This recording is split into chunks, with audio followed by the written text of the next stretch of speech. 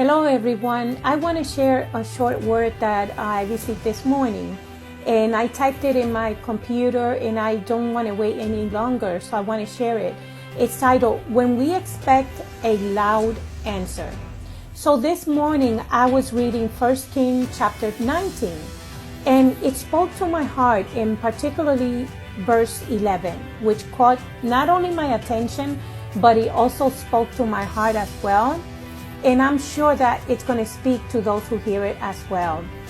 In verse 11, it speaks on how we expect God to answer us loudly enough for us to say, I physically heard him, rather than hear his soft, small voice in the spirit.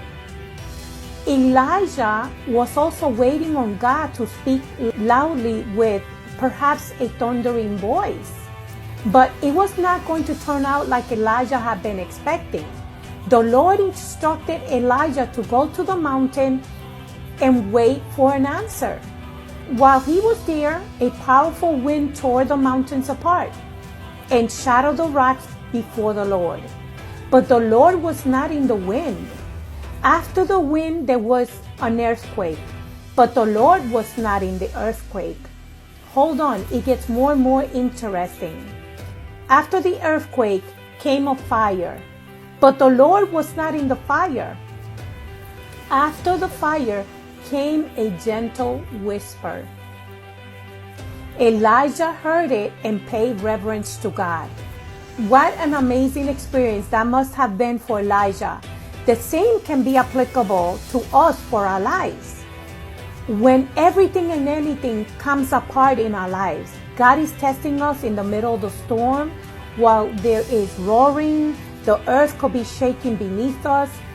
He is quiet and waits to see if we are focused on what's on the outside, the noise, and what is actually going on in our lives. Most likely, we will focus on the challenges because they are loud enough to be noticed. And we may even question the fact that we don't hear from God, when in reality, it's the noise that is keeping us from hearing his whisper. God's still small voice can be heard as a whisper if we become still enough to hear it.